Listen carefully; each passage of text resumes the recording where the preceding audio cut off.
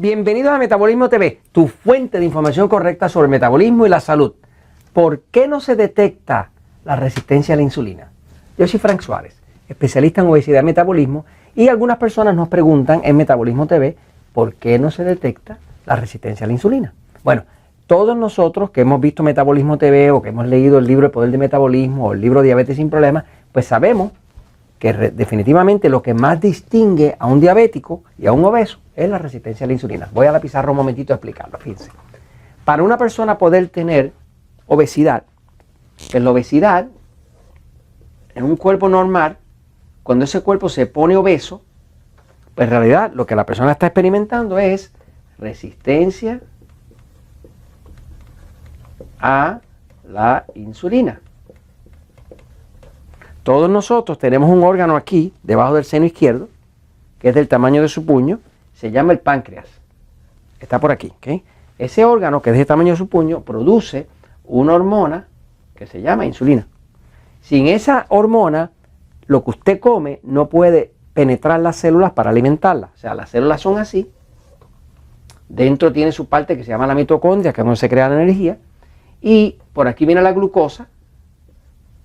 Y la glucosa tiene que entrar, pero para entrar necesita que la insulina le dé la orden a la célula que abra la puerta.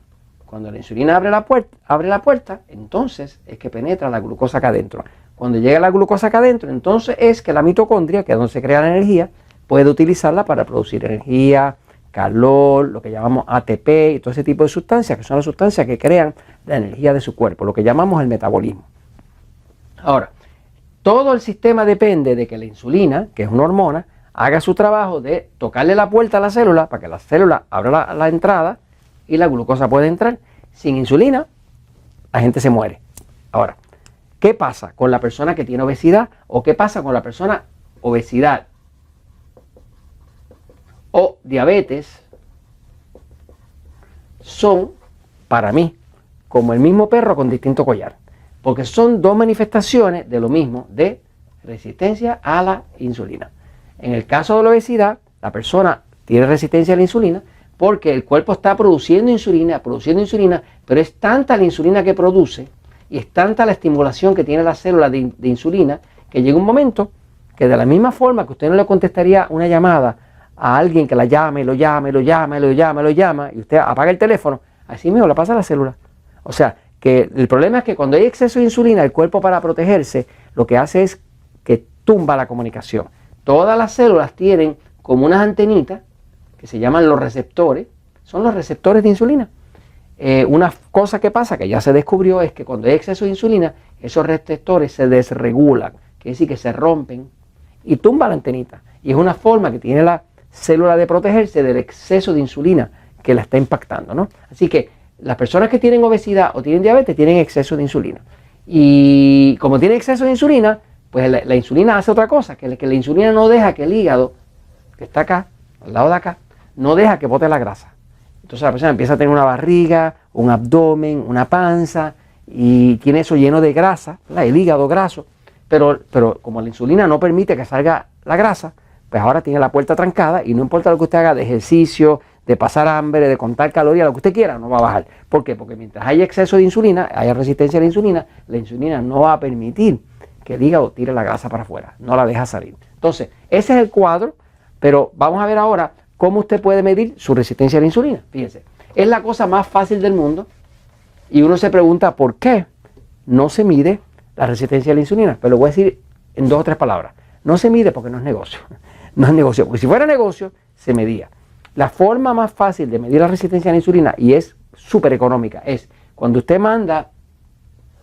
su médico le manda a hacer un análisis de laboratorio, ese análisis de laboratorio siempre va a tener pues la glucosa en ayuna, va a tener los lípidos, que es el colesterol, los triglicéridos. Ese es el examen regular que le dan todos los médicos a todos los pacientes, ¿okay? Ahora, hay un examencito aparte que se puede pedir, que es bien barato, que es un examen de la medida de insulina. Esto nunca lo mandan a medir. Siempre mandan a medir la glucosa, que es el azúcar en la sangre. Siempre mandan a medir los triglicéridos, el colesterol, pero nunca miden la insulina. ¿Qué pasa? Cuando usted, el médico, lo mande al laboratorio, dígale, doctor, yo voy a hacer estas pruebas, pero deme una órdencita adicional, bien barata, son, no sé, acá en Puerto Rico, Estados Unidos son como $8, una cosa así, una cosa bien barata. Déjeme saber, quiero saber cuánta insulina tengo. Porque si usted en el mismo momento que toma la glucosa, digamos en ayuna, también le toma la insulina, pues entonces hay una fórmula así, donde usted dice glucosa arriba de insulina. A esta fórmula le llaman el ratio de glucosa a insulina. Y se llama la fórmula de sensibilidad a la insulina. Eso le dice cuánta resistencia a la insulina tiene su cuerpo y cuán fácil va a ser para usted controlar la diabetes o bajar de peso. Si esa resistencia a la insulina está muy alta y su cuerpo no le está haciendo caso ya la célula, usted va a pasar trabajo, y entonces es buscar la forma, no solamente de detectarlo, sino si ve lo del libro El Poder del Metabolismo o Diabetes sin Problemas o los episodios, va a ver que hay forma de uno reducir la resistencia a la insulina. La fórmula es así. Vamos a decir, por ejemplo, el número que debe dar esto siempre debe ser mayor de 7. De hecho, el número perfecto que debe dar está entre 8 y 19, todavía es resistencia a la insulina, pero si le da 20 o más, usted no tiene resistencia a la insulina. ¿Cómo se calcula? Por ejemplo, aquí va a dar un número que son unos microunidades por mililitro, ¿ok?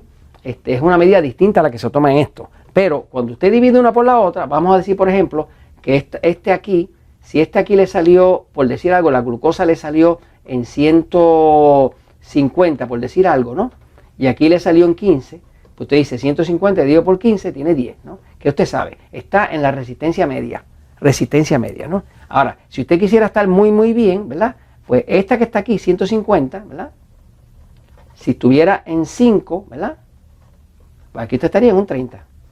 Que sería que no tiene resistencia a la insulina. O sea, que básicamente mientras más alto le dé este número de la división de glucosa por insulina, menos resistencia a la insulina usted tiene, y usted puede, desde la facilidad de que su propio médico le pide ese examencito que vale una tontería, usted sabe si usted está mejorando o está empeorando.